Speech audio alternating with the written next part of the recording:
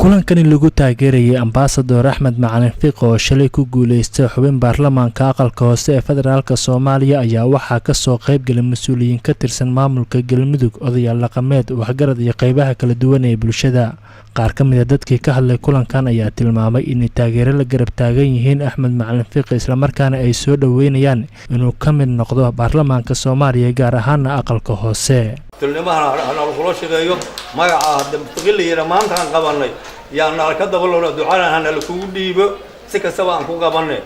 in dadka anfacaan rajay ilaa ka rajay waxaan taageersanahay oo ugu ducaynaynaa xilka Axmed Macalin Fiqi xildhibaanku uu qabtay baan taageersanahay waana ugu ducaynaynaa ilaahay ha la garab galaan leen waxaan leenahay xildhibaan ku soo dhawow sharaf ku soo dhawow rabito ku soo dhawow waan hambalyo ku soo dhawow ummadda meesha iskugu timid waa hambalyadaas u timidna sidoo kale aanu leenahay kalsooni iyo rabitin iyo khibrad iyo xilgudasho intaa ku soo dhawow baan leenahay xildhibaan waxaan leenahay waxaa lagaga fadhiyaa inaad u doodid xuquuqda deegaanada Galmudug oo ah deegaanka laga soo doortay. waxaan leeyahay xildhibaan soo dhawow adigoo ah hadii ay ku roon yahay xildhibaankii Cabdalle hadii ay ku roon yahay xildhibaan Galmudug ka soo dhex baxay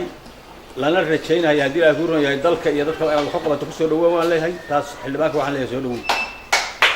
Axmed Macalin Fiqi oo dhankiisa ka hadlay kulankan taageerada loogu muujiyay ayaa sheegay inuu matalayo dadka deegaanka isla markaana uu ilgooniyo ku fiirin doono isagoona tilmaamay inuu ka shaqeyn doono danta qaranka iyo sidoo kaleeto danta ummadda Soomaaliyeed. waxaan noqon doonaa marka askari idin ka tirsan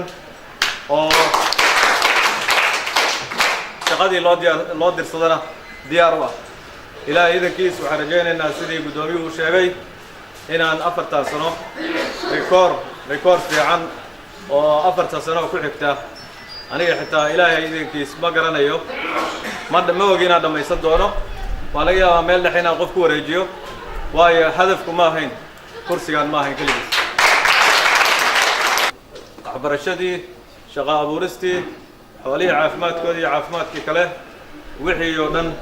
iyo xuquuqdan ku leenahay dawladda dhexeba intaba inaan ahaado qof u taagan oo mar walbaba aan ka daalin inaan noqdo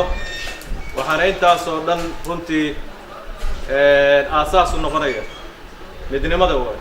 Maxamed Maxamuud Owaadan TV-ga caalamiga Universal Cadaado.